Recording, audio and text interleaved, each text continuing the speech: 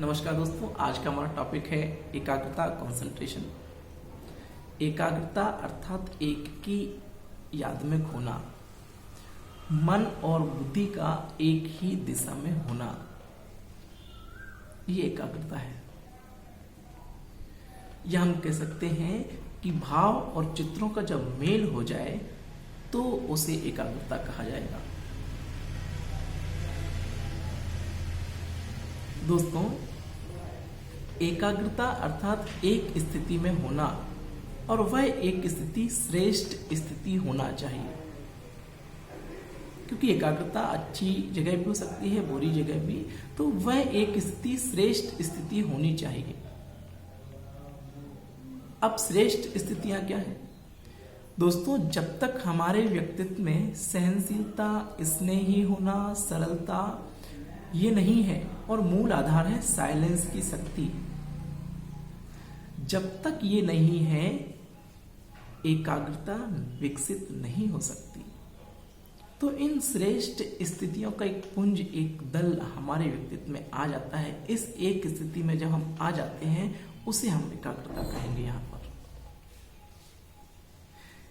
इस श्रेष्ठता से क्या होगा कि जिस भी विषय के प्रति हमारे भाव और चित्र मेल खाने लगेंगे, उसकी प्रकृति हमारे व्यक्तित्व में उतरने लगेगी, सूरत से सीरत दिखाई देने लगेगी, श्रेष्ठता से स्पष्टता आ जाएगी। ये एकाग्रता है।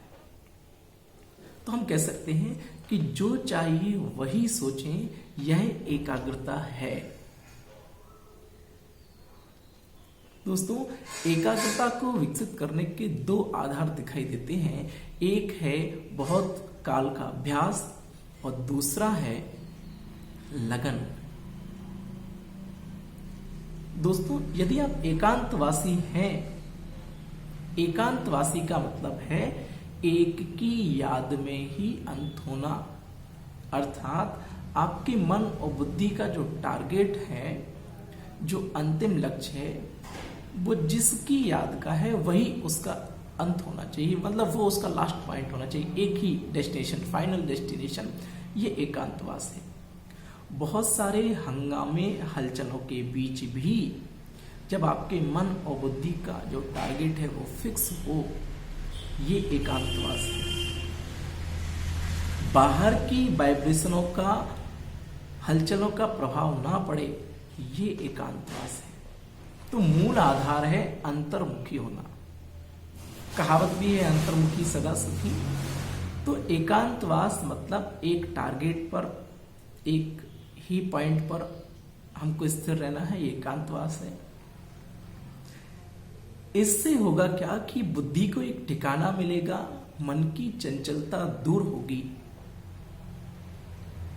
इससे एकाग्रता की शक्ति स्वतः विकसित होने लगेगी। श्रेष्ठ स्थिति से स्पष्टता आ जाती है।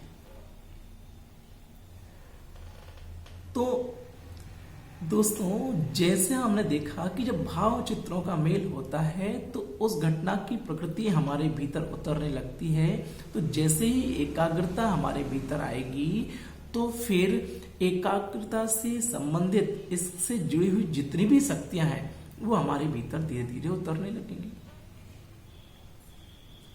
तो 2 मिनट, 5 मिनट, 1 मिनट दिन में बार बार कर करके हमको एकाग्रता की शक्ति को विकसित करना है, इसकी शक्ति को जमा करना है।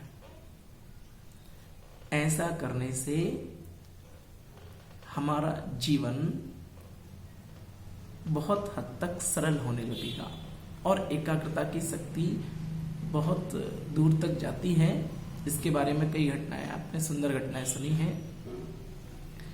तो दोस्तों, सुनना सुनाना तो चलता रहता है। अब अनुभव का समय।